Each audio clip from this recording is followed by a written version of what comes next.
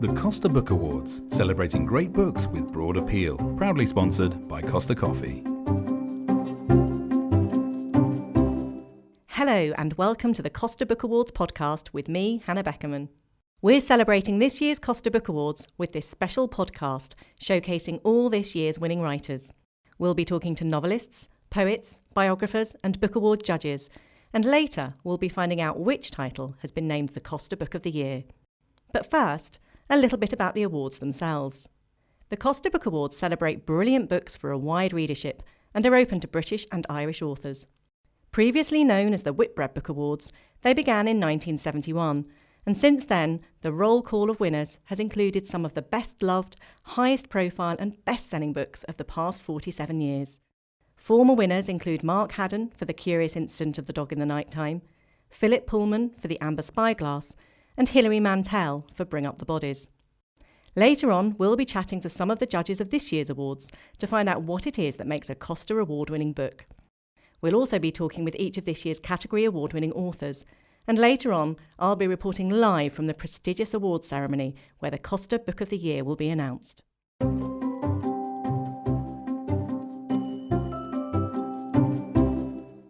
One of the things that's unique about the Costa Book Awards is that it judges books across different categories. Whereas most book prizes focus on a single genre, fiction or non-fiction, poetry, biography or children's books, the Costas celebrate all 5 of those. Each category has its own judging panel and draws up a shortlist of 4 titles from hundreds of entries. From that shortlist, the judges then choose a category winner, giving us a best novel, first novel, biography, poetry collection and children's book. Each of these 5 winning titles then compete for the Book of the Year award, and it's the ceremony announcing that winner that I'll be reporting from later in the show. But before that announcement's made, I'm catching up with each of this year's 5 category-winning authors. First up, we have the novel category, which this year has been won by the youngest ever Costa novel winner, 27-year-old Sally Rooney, for her second novel, Normal People. Normal People tells the story of Marianne and Connell growing up in Ireland, from their mid-teens at school to university and beyond. Marianne is a socially awkward, middle-class girl who lives with her neglectful mother and bullying brother. Connell, by contrast, is the popular, sporty, working-class boy from a single-parent family. His mother is the cleaner at Marianne's house. But Marianne and Connell form an intense, deep-seated connection, and as the novel unfolds, we observe the intricacies of their relationship, which Rooney portrays with great emotional acuity. Welcome, Sally, and congratulations. Thank you very much. Thank you for having me. It's lovely to have you here. Sally, I think it's fair to say it has been a phenomenal few years for you. I mean, your debut novel, Conversations with Friends, was, one of the most highly acclaimed debut novels I can remember in recent years. And now for your second novel, Normal People, you have won the Costa Novel Award. What have the last couple of years felt like for you? It's been a fantastic few years, but at the same time, because things have happened so quickly, I feel rather as though I haven't had time to really process it very much. So I think maybe in retrospect, I'll be able to look back and come to some conclusion about how the whole thing has felt as an experience. Talking about Normal People, Marianne and Connell have this very intense but quite emotionally fraught at times relationship, and you feel like they are destined to be together, and yet certain things keep them apart. And one of the things that keeps them apart is class, and I felt a sense of class very keenly through the novel, and I wonder whether that was something you had consciously set out to write about. Yeah, on the one hand, yes, because it's something that really interests me, coming from the sort of political background that I'm from and sort of the perspective of socialist thought. I see class as something that's very central to the sort of way that society is organised. From the outset, I knew that this was a disparity between them. There are many other disparities between them as well, gender, and class, I guess, are the 2 big conceptual barriers between these 2 characters. And so it was more a case of just trying to observe how their lives worked from day to day and how they felt these things on a psychological level, rather than trying to write any sort of broader commentary about those things. So that I couldn't help but keep bumping into class the more I tried to examine their lives. And one of the other boundaries between them in a way is an emotional boundary in terms of their family background. And I was really intrigued about the representation of mothers in this book, because we have Marianne's mother, who is kind of neglectful to the point of cruelty, and Connell's mother, who is a single parent but is incredibly loving and supportive and containing. And I wonder what made you want to explore those very different versions of motherhood. Yeah, well, I mean, again, it's something that when I step back and think about it, it's something that interests me conceptually. I'm interested in narratives of motherhood. But then when I was in process of writing the book, I was more just trying to follow the thread of these two individuals. And I knew from the very beginning that Connell had this relationship with his mother, which is extremely warm and supportive, but also sort of appropriately critical. Like Lorraine, Connell's mother, is not a very indulgent mother. You know, she's ready to say when she thinks that he's doing something wrong. But she's also very loving and supportive. And so she came, you know, she was a fully formed character from the beginning, for me, from the beginning of the writing process. So it was trying to do justice to the relationship that I felt was there between them, and also to try and follow the development of Marianne's psychology through the upbringing that she had had. That meant I ended up with this sort of balance of a very difficult, sort of cold mother-daughter relationship on the one hand, and then a very sort of supportive and loving one on the other. And as you say, sort of that feeds, the relationship with the mothers feeds through into the kind of adults they become. And one of the things that this book has rightly been hugely praised for is its insight into relationships, you know, the lies that we tell ourselves and each other, and how we jeopardise our own happiness, and the ways in which our childhood profoundly affect the kind of relationships we're capable of having as adults. I'm loath to bring up your age because I know it has been talked about so much. But it does seem an incredibly wise novel about relationships for someone written in their 20s. And I wonder where that wisdom comes from. Well, thank you. That's very kind.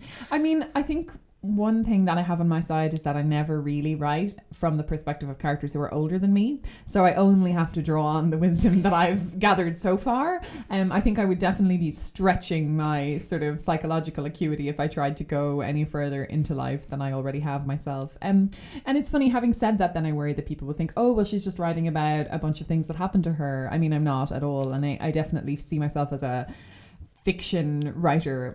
My predominant way of interacting with the world through language is making up stories, not writing about stuff that's happened to me. But having said that, though, it's through that medium that I find I can draw on the experiences that I've had by transforming them into something different. And so with are you in the process of writing your third novel at the moment? Is it percolating away? Yeah, I would like to think that it's beginning to percolate. Yeah, that's my hope. And given that you have had this kind of voice of the millennial generation sort of tag put on you, will that be where you go with the third book too? You mean write more about millennials? Yeah. Yeah, well, I mean, I am one, so I would find it hard to go. As I said, I think I'm imaginatively limited in a way that not all writers are. I think there are a lot of writers who can write about different worlds and, you know, countries they've never been to and social settings that they just think up in their own heads.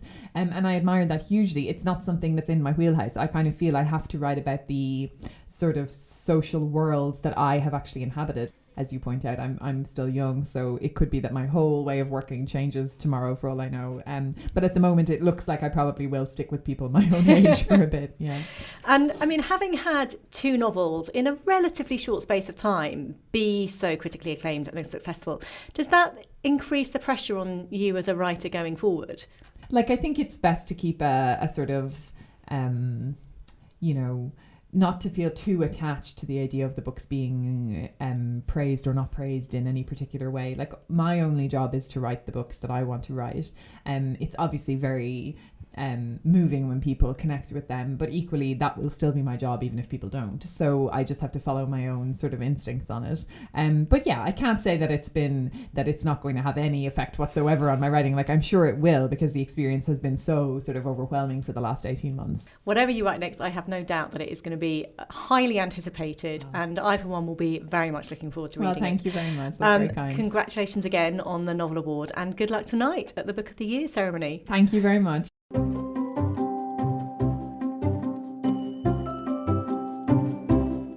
Next, we turn to biography, and the winner of this year's Costa Biography Award is Bart van Es for The Cutout Girl. This is an extraordinary story about a young Jewish Dutch girl, Lien, who, in 1942, when she was just 9 years old, was sent away by her parents to be looked after by strangers in a desperate bid to protect her from the Nazis. She was instructed to conceal her Jewish identity and spent the war hiding in plain sight, while her family perished in Auschwitz. Bart van Ness's grandparents were her foster family, and growing up, Bart's family were tight-lipped about why there was no longer any contact between them. The book tells the story both of Lean's wartime experiences alongside that of Bart's own story, investigating a complicated chapter in his family history. I'm delighted to be joined not just by the author Bart van Ness, but by Lean de Jong too. Welcome to you both, and thank you so much for being here. Lean, I know you have just flown in from Amsterdam this morning, ready for the party tonight. Thank you. It's a pleasure. Bart, huge congratulations on the Costa Biography Award and on the book, which I found so deeply moving and just beautifully written. Your grandparents were part of a very small resistance movement during the war in the Netherlands who helped to hide Jewish children. When were you aware of their activities and of Lean's existence? Well, I'd always been aware that there was that resistance background to the family. It was part of my childhood right from the beginning. And I was also vaguely aware that Lean had been part of the family, but it kind of stopped at that level. It was just this background. And it wasn't until 2014, when my eldest uncle, Kosta, died, that I suddenly asked, what actually happened to that girl, Lean? So when you tracked Lean down living in Amsterdam, you were an academic living in Oxford. And Lean asks you at the beginning of the book what your motivation is. And you say at the time that you're not entirely sure. And I wonder whether now, looking back, you have a clearer sense of what your motivation was, whether it was to satisfy curiosity about your family history or whether you always thought there might be a book in this. One thing was the death of my eldest uncle. And then behind that, there was this much longer lasting feeling that there was something unresolved about the family history. And then there were also ways in which that world of the 1930s was suddenly more present again in the new millennium. There were, extremist things being said by politicians and anti-Semitism, which seemed to me something that, really wasn't a current concern for me in even the 80s and 90s. All of those things came together to make me make the leap and say, I've got to find out about Lean. Lean, at the beginning in the first chapter of the book, Bart describes you as businesslike, and you get together and you talk about lots of things that are not history or your past or the family.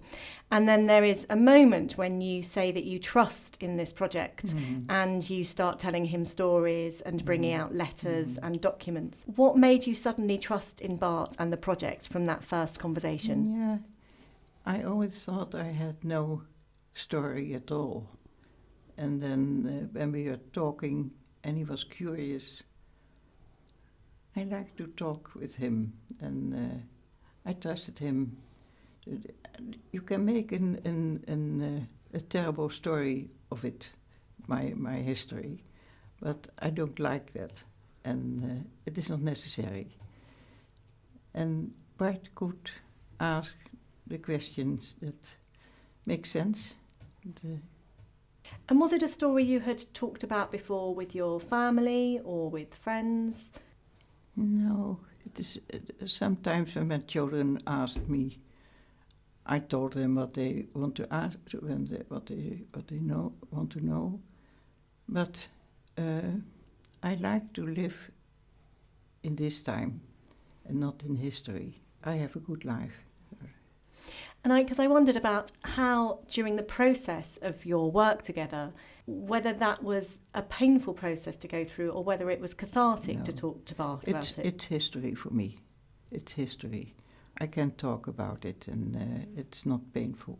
Yeah, because Bart, in the book you go and visit all of the locations 9 locations where Lean hid during the war. And what comes across in the book is how it changes your perception of the Netherlands during the war, because obviously there is this small resistance group, but also you talk about the collaboration with the Nazis that was actually quite insidious. Was that all quite shocking? Was it unknown to you before you embarked on this journey? It was really. Right at the beginning of the book, I talk about my sense that the Netherlands doesn't really have history. Of course, I was aware it had history, but the country feels so clean-lined and modern. And I really wasn't aware of the statistic that the survival rate in the Netherlands was worse than that in any other Western European country, with 75 to 80% of Dutch Jews dying in the war. And I mean, your grandparents obviously took a huge risk in taking Lean in and looking after her, as did all of the other people involved in the resistance. What do you remember about your grandparents and the kind of people they were? They were, tough working class socialists, really, but they were absolutely not people to sort of regale you with stories. My grandmother never talked about the war. If you asked her, she'd sort of say we weren't brave. We just did what was asked of us when you had no choice when somebody arrived at the door. And why do you think they didn't talk about it? I think those stories were not hugely welcome in the immediate post-war period, and I think that's why they didn't talk about it, and very few people did. Talking to Lean about her story and doing the research into your family, you find things about your family that you didn't know before and that reshape your family and their reputation. And I wonder whether there was any ambivalence on your part about going public with that part of the story. Yes, I mean, the book did cause me quite a lot of anxiety as I was writing it, partly because my parents were understandably concerned about what the kind of things I was writing about might do to my grandparents. And that does involve a certain level of kind of sacrifice of privacy. And one of the things I'm incredibly happy about is that actually, when it's come to it, the book has actually united people. Well, and I mean, certainly reading the book, what I got a sense of is that everybody gets a really fair hearing, and you're very generous to everybody in the book in trying to understand their perspective and their context and their circumstances. I mean, were you very conscious of that when you were writing? Thank you. Yes. I mean, I really tried as far as possible to give something of my grandparents' perspective, because, of course, I wasn't interviewing them in the way that I was interviewing Lean. My uncle very kindly gave me access to a diary that my grandmother wrote after the war, and I used that partly to get into her way of seeing things. I mean, even Lean's parents, right at the beginning of the book, she's honest about saying, that they had their problems. It wasn't a perfect childhood. And I think that's hopefully what gives the book life, that you say, these are real people. And how, in terms of when you were actually writing the book and talking together, how collaborative was it? I mean, did you do all the interviews and then go away and write the book? I mean, how did it work between the two of you? Once we'd had that month together, during which I did many tens of hours of interviews with Lean and went to visit those places where she lived in hiding, I then went away and started writing. And every chapter, as it was finished, I would send to Lean, and I'd have a kind of day or two of nervous waiting to kind of get her verdict. And then we'd have a Skype conversation generally about it, and she might tweak it here and there. So I do see it as our joint book, really. I mean, how would you describe your relationship now? As friends, I don't know. I have no word for it. It's good. It's rich. For me, a very important moment at the end of the book where Lean does actually introduce me to her friends as her nephew. I do think that she is family, and the book is very much about family. Lean said this incredibly wise thing: without families, you don't get stories. And, we have the most incredible story in common, and I think that makes us a very special kind of family. Yeah. Thank you both so much for coming in and talking to us today about both your story, Lean, which I feel honoured to have heard and read about. And Bart, thank you for having the courage to write it and for writing it so beautifully. And I hope you both have an enormous amount of fun at the Costa Book of the Year ceremony tonight. And thank you for coming in today. Thank you. Thank you. The Costa Book Awards, proudly sponsored by Costa Coffee. Now we turn to the first novel category.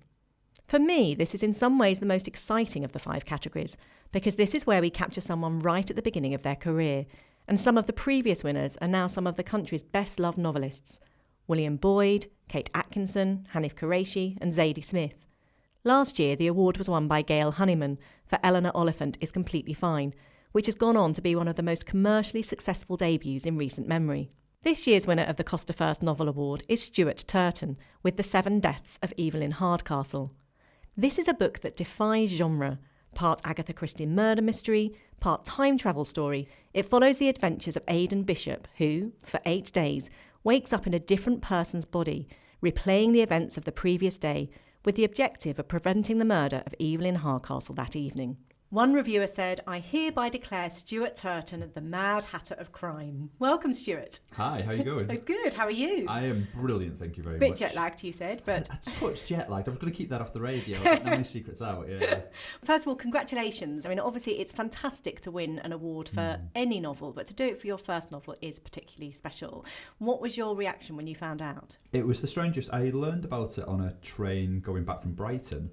And the top of the email from my publisher just said, top secret, top secret, top secret, you've won the first novel Costa. So I had this immediate, you just want to jump up, right, and run up and down the train. And I'm like, but then I couldn't. So I had to run into the bathroom on the train to tell my wife. And even then I was like, I don't know, I thought like people from Costa would be, the awards would be somehow on the train. So I was kind of whispering in the toilet, like on the phone to my wife, and I've won at Costa. She's like, you've done what? And I'm like, I've won the first. No, it was ridiculous. So just massive amounts of joy. I mean, the novel is so ambitious and it's such an original premise. And I just wondered how you even began to conceive of such an original idea. Utter terror is how it actually started, because I wanted to write an Agatha Christie novel that's the straight up and down of the story.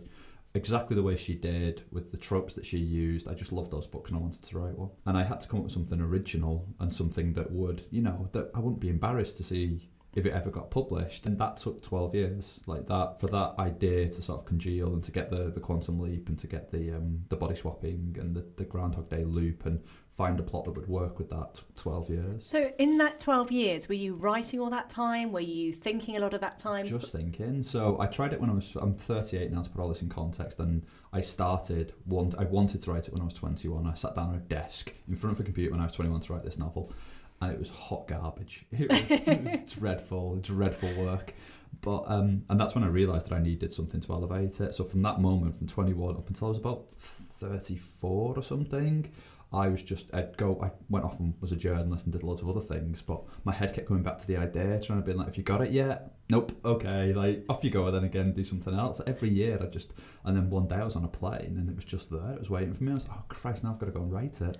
I mean, 12 years, that's proper dedication. I know, but it's a really strange thing as well, because people say that, but for me that 12 years was me sort of travelling and being a journalist. My life was just kind of happening, and then my brain just kept sort of roaming back to this idea. There are so many genres in this book, and when I was reading it, I couldn't really understand how you had kept all the storylines in your head at the same time. And I imagine that you had a study that was just kind of full of post-it notes and Venn diagrams. I mean, was it a nightmare to plot this book? It was a complete nightmare, yeah. But it was actually it was weirdly easy at first, because I started with the murder.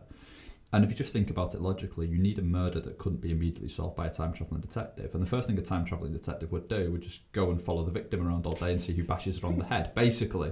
That took so much thought and so much planning. But once I had that and started pulling that apart, what clues do I need for the character to solve it, the plot kind of came out the back of that. As a reader reading the book, it's a bit like a narrative puzzle that the reader has to solve.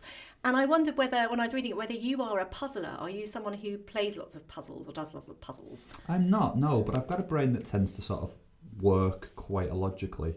So I tend to sort of like break everything up into bits and kind of come at it from the wrong angle anyway. So whenever there was a problem in front of me, like I would always do everything out of order. I never follow chronology when I was doing my journalism. I would never approach things the way a lot of people would approach them. And when you were writing it, did it feel like an ambitious novel to you? Did you think people are going to say, that's one of the adjectives that people will use about this book? No, I didn't remotely. I think what I did was, because the first thing I did on the wall was I wrote a post-it note it just said time travel body hopping murder mystery novel. Do you still have that post-it note? Probably, yeah. I don't think you should frame it now. Yeah, I don't think it got ceremonially burned like all the rest of them when I was done. I was like, I never want to look at that again. Did you really just burn all your notes? Yeah. Why? Because it had been so laborious and it had been so intensive. And Stuart, I mean, lots of people listening to this podcast will be aspiring writers. And I think when you're an aspiring writer, hearing a story like yours about the first novelist who wins the big award and has a critically acclaimed book that people also love, it can be kind of both sort of inspiring and a little bit intimidating. And I wonder what advice you would have for people listening to the podcast who maybe think, I want to be where Stuart's sitting in 2 or 3 years' time. Get off social media. Don't look at the bookseller. Like, I did all those things. I did like everyone did. I saw some people getting this debut novelist getting the 6-figure deal. I saw them getting these huge advances, and it was a kick in the nuts every time Yes. it happened. You've just got to finish your damn manuscript at some point, and like all the other stuff we get, I think as an industry, and I think even as authors still, we get so carried away with what does our life look like after we're published, like what will it be like to sort of be a published author and see your book on the bookshelf, and it's like, well, you're never going to get there if you don't finish the damn thing, so just do that bit and then you can try to think about all the rest of the stuff afterwards. Finish the book. Stuart Hurtin says, finish the book. Yeah, exactly. Every single time, and that's advice I should be listening to myself right now. Well, Stuart, huge congratulations again on the novel and winning the first novel award, and I hope you have fun at the award ceremony tonight, and good luck. Thank you so much. I thoroughly intend to.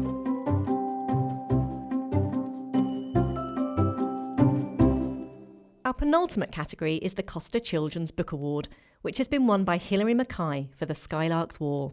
Set against the backdrop of World War I, the novel follows 3 children as they negotiate family, school, friendships and ambition against the looming threat of conflict. Its 3 protagonists, siblings Clary and Peter and their cousin Rupert, spend blissful summers together at their grandparents' house in Cornwall. But the outbreak of war puts an end to their annual idyll, and all 3 are forced to grow up far too quickly. The Kosta judges said of The Skylark's War that it was as perfect a novel as you could ever want to read, and I couldn't agree more. Welcome, Hilary, to the podcast. Congratulations so much on the award. I absolutely loved your book. And one of the things that I think really sets apart an exceptional children's book from a very good one is that it can be read on different levels of complexity depending on your age and your levels of sophistication as a reader. And The Skylark's War is just a masterclass in that. And I wonder when you're writing whether that's difficult to achieve, to write something that can be read, by adults as, a very sophisticated, engaging book, but also by children. Well, I think I wrote this book particularly for what I enjoyed. I enjoyed writing it, and I'm old, so it worked for me. I did try and keep the language simple enough that a bright reader of 10 could read it. I didn't find that particularly difficult at all, because it covers such a long period in time. It's at least 20 years, so you're growing up into adulthood from childhood anyway, which a lot of books used to do in the past. It's not so common now. Yeah. In fact, I can't think of any. But some people might say that it's quite challenging and even risky to set a children's book 100 years ago with the advent of war. Why was this an historical period that you wanted to write about for children? Well, I find it a fascinating period of history because it's all around us still. It's close enough to touch, and yet it's gone. We're in a completely different world now. So it was pure self-indulgence to write about it. I've been reading about it for years and years and years. It's in our family stories and things like that. So it was my own particular pleasure to learn much more about it. And one of the things that comes across very clearly in the book is that the older generation are quite out of touch with things that are changing in society, and you really get a sense that the younger generations are the ones that are going to come and change the world. And I wonder whether that's sort of something that you consciously set out to do, because it feels very empowering, I suspect, as a child reading this book, that there are these children who are really kind of taking control of their own destiny. Yes, but I always do that if I'm writing for children. I don't like them to have their problems solved by a handy adult at the end. So that always happens. That's just the nature of the beast, writing that sort of book. And there's a really interesting exploration in the book of kind of early 20th century sexism. Clary as a character is very keen to go to school, and her father is not very keen for her to do so and doesn't see the importance of it, and she secretly takes the 11 plus and passes. Had you set out to write something with a feminist slant, or did that come through the writing of Clary's character? I hadn't set out to write it, but I am very aware of that. I'm very aware of it even nowadays, even with my own daughter, who was the only girl in a class of 17 boys doing physics, which she found difficult. I think it's still a problem for girls. So I did have that at the back of my head, but also I wanted a powerful female character. And she had curiosity. It makes you want to learn things, She had a bright brother to help her as well. And have you had sort of young female readers talk to you about their response to Clary? Because I felt that if I had read this at sort of 9 or 10 or 11, I would have just loved Clary and wanted to be her. I haven't had any readers that young. I've had teenage readers. I haven't had any 11 or 12-year-olds. I'd really like to hear what they think of it. I've had little boys that age, and they like the war aspect very much. Well, I wanted to ask you about that because you write about war in a very kind of visceral, quite graphic way. And I wonder how you get the balance right when you're writing for a younger audience, that you represent it in a way that feels very real, but where the boundary is. I did it. There is one chapter that does describe the trenches, and I did it by taking a step back. So I didn't say my character is here. I did it from one step back. I said this is what it was like, and then the character came in at the end. I thought that was enough detachment to make it not quite this is happening to you. Yeah. And that's how I did it. Yeah. And how much research did that take? Because it feels so visceral and it feels so immediate. It feels like there must have been a lot of research behind those sections of the book. No, it came pretty easily. The research was really things like how much did a hat cost in 1911, which I had to find out, and what would it be made of and where would you buy it from. I did a lot of that sort of background stuff as well. And was it the case, as historical novelists often talk about, that you have a whole ream of research that never makes it anywhere near the book, but it has informed your experience of writing the book? Oh, shelves of it. Yes, I do, shelves of it. And I can hardly bear to part with it either, I suppose I should. Old copies of Times and things like that. I got the originals because I thought nice to hold the real paper. And you are obviously not a new recipient for the Costa Award. It was a long time ago. Well, you won in 2002, you were shortlisted in 2005, and I wonder what kind of impact does winning something like the Costa Award have on your career? It kept me going, to be quite frank.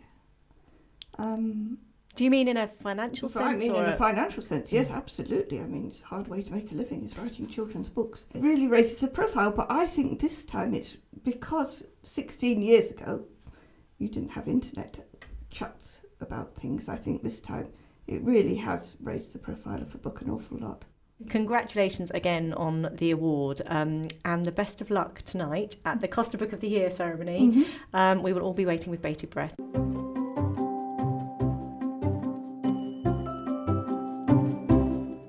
For our final category winner, we turn to the Costa Poetry Award, which has been won by J.O. Morgan for Assurances. Assurances is a long-form poem set during the Cold War. Inspired in part by his father's work as an RAF officer, Morgan's poem is both historical and yet fiercely relevant.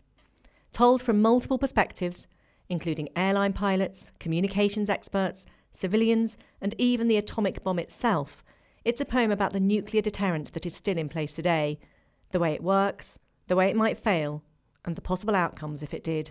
The judges of the Costa Poetry Award said, "We were all gripped by this polyphonic book-length poem and dazzled by its originality and inventiveness." J.O. Morgan, welcome to the podcast. Hello. Thank you for being here today on Thank the you for big having day me. of the Costa Book of the Year. Yes.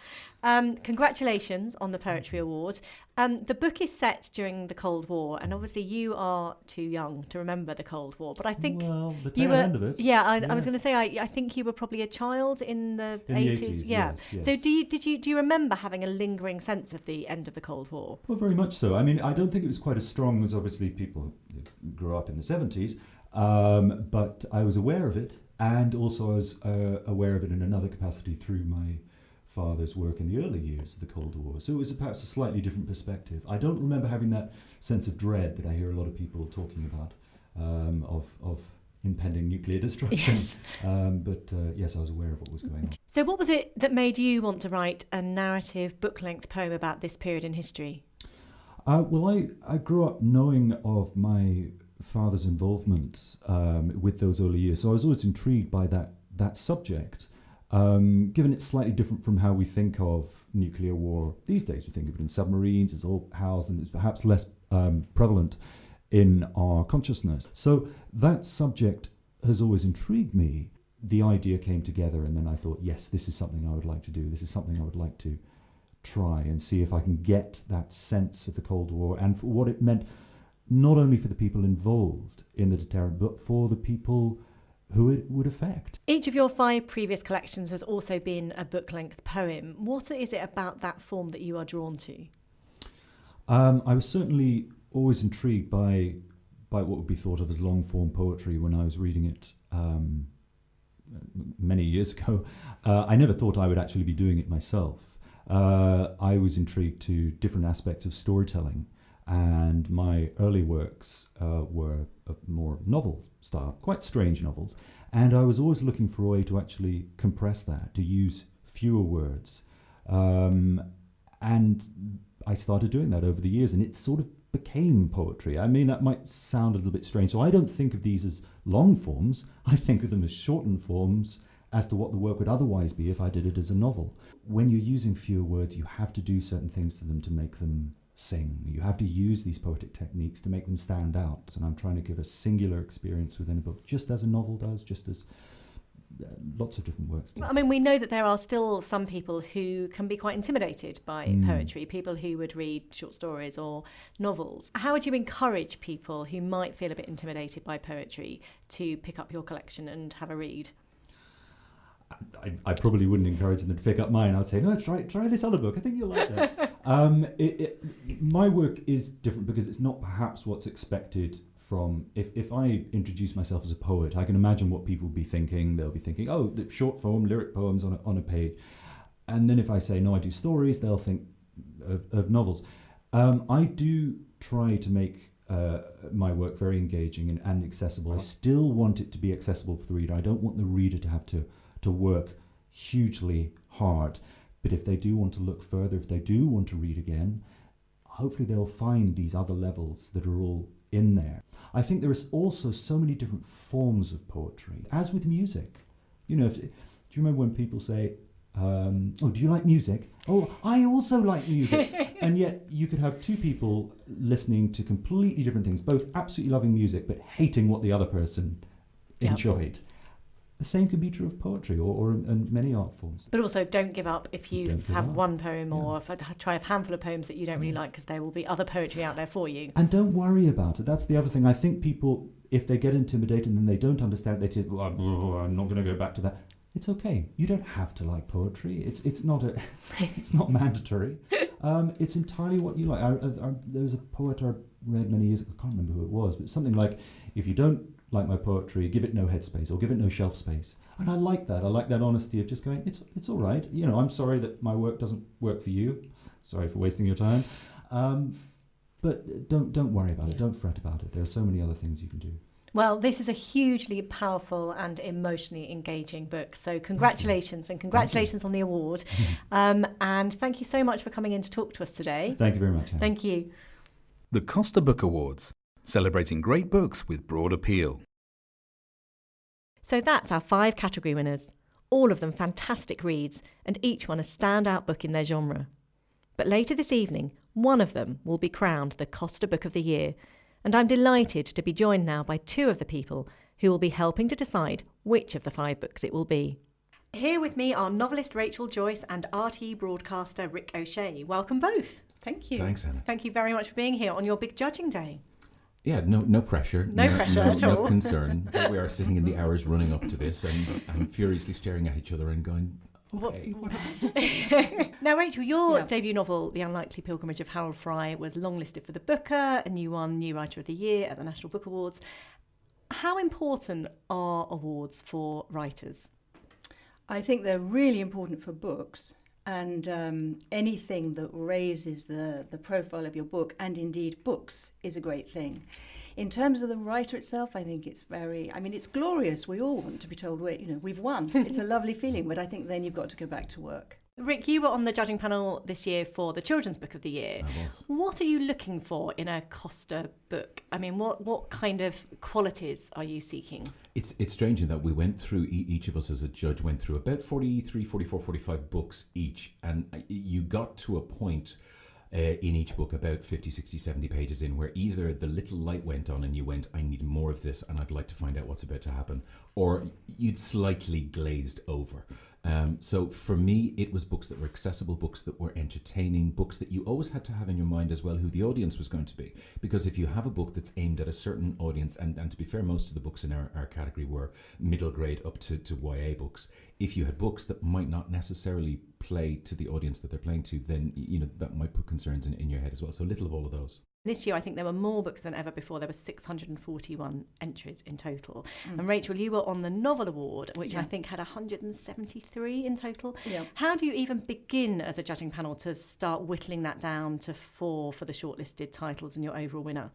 For me, it was as soon as I opened the book. Sometimes there is just a kind of magic that happens, and it's like putting on a pair of shoes that you've never put on, but you really know are right. And when you get that, I think it's rare.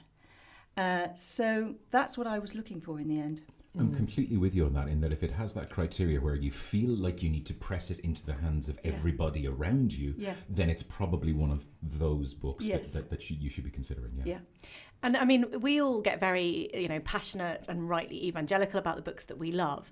I mean, when I judged the Costas a few years ago, there were definitely moments in the room where there was a little bit of tension about a book that someone obviously loved that other people didn't necessarily. And I know that the judging processes can sometimes be very consensual, but sometimes they can be slightly combative. What was it like for you two on your judging panels? Ours was incredibly kind. I just thought, we're all such civilised, nice people talking about books here. So we all went with, I think we each had one that we were really passionate about and couldn't believe that the other two didn't feel as strongly about. I mean, that really struck me. But it was a sort of meeting where we went and we listened to one another. And actually, the book that won, we all really loved. So, I mean, that was clear. We had an incredibly civilised adult discussion. I hope today doesn't disappoint me in terms of that it's not going to be a wrestling match at the end of the process. It was lovely because you did just have 3 people who were really passionate about everything, and ultimately we came to a decision that we all were happy with. But having said that, there were at least 2, if not 3 other books that could very easily have won for not a series of different factors of, individual passions, or one of us saying, I see where you're coming from there, maybe that's a far better idea. It was a really warm, open, collaborative process. I would have been terribly disappointed if it was. So Rachel, you were, as I said, you were doing the Novel Award, and you and your fellow judges chose Normal People by Sally Rooney. Why was that the standout novel of the year for you? Because it feels like a kind of contemporary classic just right there in front of us. I feel it's one of those books that you read it and it's as if it's always been there. It's just that Sally Rooney had the wisdom and the sensitivity to pick up every scrap and deliver it. It's funny, it grabs you by the collar, it's dark, it's unflinching. And for me, it does that thing which I think books very rarely do, where it makes a sort of epic out of the intimate. You go through the first 10, 15 pages and the characters are fully formed. Yeah. They're real, they stay with you afterwards for such a long time, and then you want to go back and revisit them. Yeah. And I mean, the way that you just described Normal People, which I completely agree about, I also feel about the characters in The Skylark's War, which for a children's book just feels so sophisticated and to be read on so many levels. I mean, that was your judging category, the Children's Book of the Year. Why did you and your fellow judges choose that one? Mainly what you have just said there, the level of sophistication, both in terms of character and both in terms of storytelling and narrative that occurs within The Skylark's War. It helps that it's timely as well. It helps that it came out at a time when the First World War was very much in people's minds. But reading a story like The Skylark's War and seeing it affect each of the individual characters within the book like that in such human terms is enough to bring it all completely right back home and in stark terms right in front of you. So Rachel, the biography was won by Bart van Es for The Cutout Girl. Can you tell us a little bit about why that book is special? I think that is another extraordinary book because it's taking a subject that I knew a little about, that's Jewish children hidden during the Second World War in Holland. But it really takes you inside the mind of this small child who's being moved around, sometimes in the middle of the night. And then you have kind of information about what's going on in Holland, and then also his own journey. And the combination, I found it an exquisitely moving book, and I've been recommending that to everyone. So, Rick, the first novel award went to Stuart's Hurtin for The 7 Deaths of Evylyn Hardcastle. I mean, this is just a genre-busting book in every stretch of the imagination, isn't it? It is. I'm a great lover of good old-fashioned Agatha Christie mysteries that happen in houses where something has happened and nobody quite knows what's going on.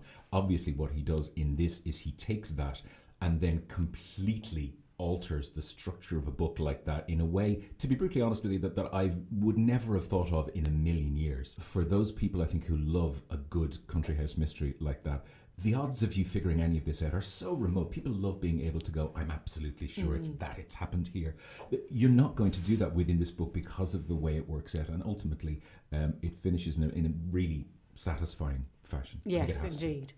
And then finally we have the Poetry Award that has been won this year by Jojo Moyes for Assurances. Now, obviously last year the Poetry Collection took the Book of the Year posthumously. It was awarded to Helen Dunmore for Inside the Wave. Rachel, what was your response to Jojo Moyes' book? I find it terrifying, actually. I mean, I've been really struck by it. It's new to me, so I feel I'm in completely unfamiliar territory. And the descriptions of it is his father. He says at the beginning, during the period of the Cold War, this sort of idea of waiting to drop the bomb, and he goes inside the minds of the people down on ground. He goes into the bomb. He goes into people flying, and just this whole idea of the waiting, and when will the waiting stop, and how long can the waiting continue, and what is the expense of the waiting. It sort of builds up to this. I mean, it's blistering. And so you have, as I say, you have now both read all 5 of the category winners. What has been your overall impression of the 5 books that we have up for Costa Book of the Year tonight? I think this is going to be the hardest thing imaginable to be in a room full of people. Right. Arguing is a strong word, but discussing what's going to win from the 5 here, because you can't immediately, in my opinion anyway, discount any of the 5 books and say, well, look, it's not going to be that. Well, thank you both very much for coming in today, and good luck with the judging tonight. We will all be waiting with bated breath to find out what you and your fellow judges pick. Thank you.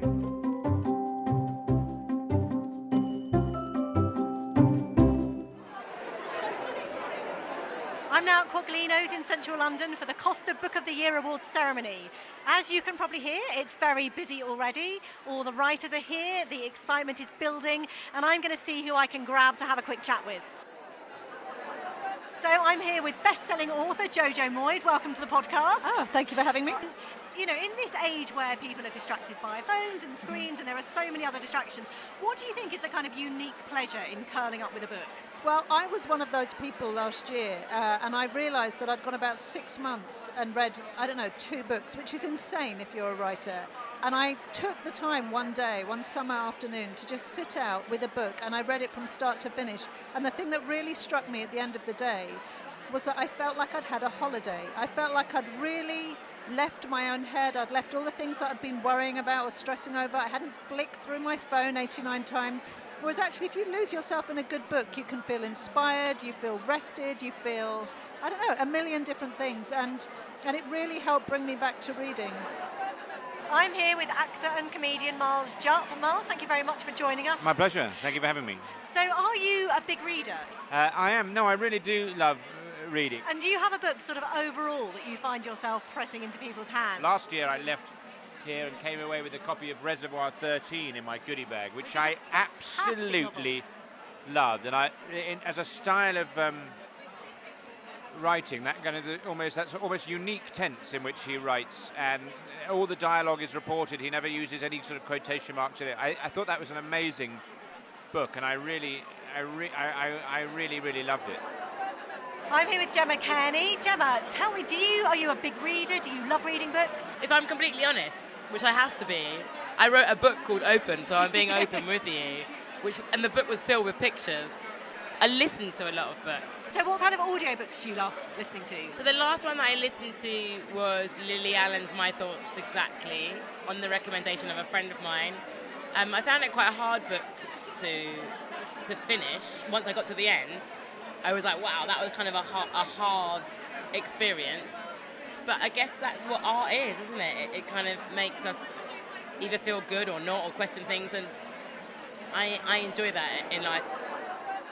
I'm here with Floella Benjamin. Thank you very much for joining the podcast. Thank you for asking me. So Floella, are you a big reader? I've been reading stories for children for the last 44 years. I try and, when I do a lot of school visits, read stories to children as well. So I get to understand, the thinking of young children. I'm getting try and firing up their imagination. I just want everybody to love books, to go out and feel that kind of necessity to read the book, hold the book, love the book, and pass on the book to other people. An impassioned statement I couldn't agree with more. Philomena, thank you so much for joining the podcast and have a lovely evening. Oh, I'm looking forward to it. Kate Humble has just come from the final judging meeting. I have. So what was the atmosphere like in the judging room? Fantastic. Actually, it was. I was quite daunted. You know, you've got an extraordinary array of judges this year. We had the 5 category winners to basically read and digest and then try and make this impossible decision. And of course, you know, what you're doing is trying to judge a book against a book that's another book that's very different. You know, so we're judging first novel, biography, poetry, and a children's book. So it feels like an impossible task. I thought it was going to be an impossible task, but actually it was a really, really interesting process. And what I loved was the criteria for choosing the book. And that criteria is simply, which book would you press into someone you love's hands and say, read this? And you've obviously read all 5 of the books. What was your kind of overall impression of the category winners this year? As ever, an extraordinarily high standard, but also a really lovely range and mix, a diversity of books and stories and story matter. It made our jobs very difficult, actually. And had you gone in with a favourite? I have to admit I had. And interestingly, it was the book of the 5 that I had the least expectations for. It was a book I knew almost nothing about. Some of the books I was aware of, some of the books I had already read. So this one was a mystery to me. And I have to be honest, it wouldn't have been a book that I would ever have picked up or chosen. And in a way, isn't that the lovely thing about the awards, is that it leads you to books that you may never have otherwise have found? Absolutely. And I think, you know, sometimes people are rather disparaging about awards, but I think this proves more than anything the really positive outcome of books being shortlisted for awards like Kosta, awards that will give them a publicity and a recognition in, let's face it, an incredibly overcrowded space. And that's why I feel really delighted to be part of these awards this year, is to feel that we can do something really constructive for books and for writers that might otherwise get lost in the great kind of maelstrom of the publishing world. Well, we will look forward to finding out which is the book that you and your fellow judges have chosen in about 20 minutes' time. Kate, thank you so much for coming to talk to us. It's an absolute pleasure. Thank you. We are now just moments away from finding out who has won the Costa Book of the Year. This year's head judge, Sophie Raworth, has just made her speech, and now Dominic Paul, the managing director of Costa, is about to announce the winner. And I'm delighted to announce that the winner of the 2018 Costa Book of the Year is The Cutout Girl by Bart Van Ness.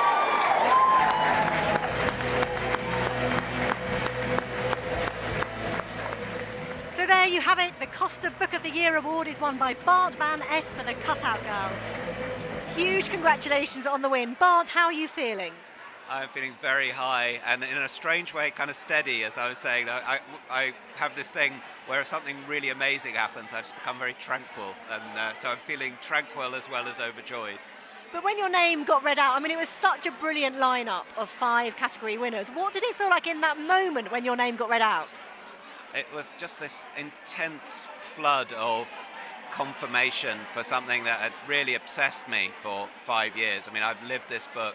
You know, even if I'm on my way to work, I hear sentences from it. So I sort of have lived in this cutout girl world, and that was just, it made it all make sense. So yeah, it was wonderful. And obviously this book is now going to reach a huge audience.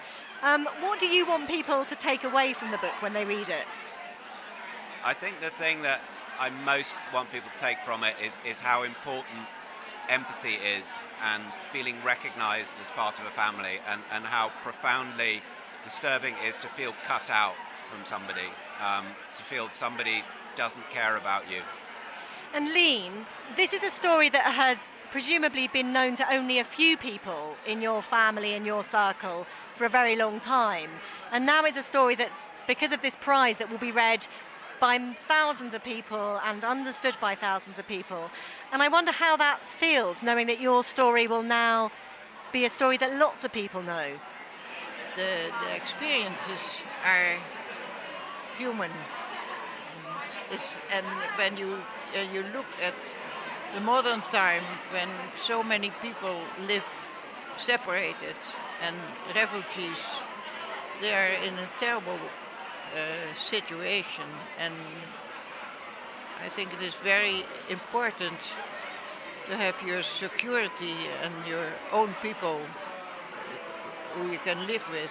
It's very important, and sometimes I think perhaps people can have lessons from what happens during the war. And happens to me, of course. Yeah. And winning this award for both of you, what does it mean for the journey that you've both been on to win this award? I like it very much, and I'm proud of Bart. So the important thing for you is that you and Bart found each other? Yeah, we did it together, but Bart wrote it down. I mean, there was a point before it got shortlisted where I thought, God, I've spent 3 years working on this book. I've poured my soul into it, and it's not really getting noticed. It doesn't get reviewed. So the book prize is so important on that front, because it just suddenly means that people will look at it, and you don't write a book like this without wanting people to look at it. So in that sense, it means an awful lot to me, and I'm really grateful. Well, congratulations to both of you. I know it's been a real work of collaboration, and it's really joyful to watch you both here tonight accepting the award and having the wonderful relationship that you have now. So congratulations, and thank you for joining us on the podcast. Thank you, Hannah. I'm here with the head of the judges, Sophie Raworth, to talk about tonight's winner. Sophie, The Cutout Girl by Bart van Es, such a brilliant book. What was it for you and the judges that really set it apart? It really surprised us all, actually. It was so moving, very important, very unique. It was one man's story of trying to solve a family mystery that turned into two people's story, a collaboration between him and Lean, who was just 8 years old when she was given away effectively by her parents because they wanted to save her life. They told her that she was going on an adventure, and she never saw them again. The journey that both of them go on was just deeply moving. He writes very simply, very elegantly, and it's very understated. And it's all the more powerful for it. It is called The Cutout Girl because she was cut out from her own family. She was cut out from his family. She was cut out from families all the way along over the decades. And then finally, Bart turns up on her doorstep in 2014. And he has ensured that actually she no longer is cut out. And when they came up on stage tonight, it was so moving. I do the news. I read the news. I read tears. I read moving stories all the time. But because I've read that story, I know so much about it. I almost cried. And what do you think it will do for their relationship going forward? Because they've obviously been on this extraordinary journey together, writing this book. She's found her family again. I mean, she just has found her family again, and it is the book itself is hugely uplifting. At the end, it is hugely uplifting. She is no longer the cutout girl. She's been brought back into the fold. It's very heartwarming. And for people who don't know about this book but will know about it now, I mean, hopefully hopefully The Cutout Girl will now get a huge readership. What do you hope readers will take away from this book? It really is life-affirming. It's a beautiful book. It's uplifting, even though she's been through such awful times. And it's a very important part of our history, and it's a part of history that should never be forgotten. Sophie, I'm delighted at the choice that you made. Thank you so much for coming on the podcast, and very good judging. Oh, thank you very much. I'm going to have a glass of champagne now. I think you've deserved it. Oh, thank you. Huge congratulations to Bart van Es for The Cutout Girl, such a well-deserved winner. And congratulations to all this year's category-winning authors, and indeed to all 20 of the fantastic shortlisted titles. They're all wonderful books and very much worthy of your time.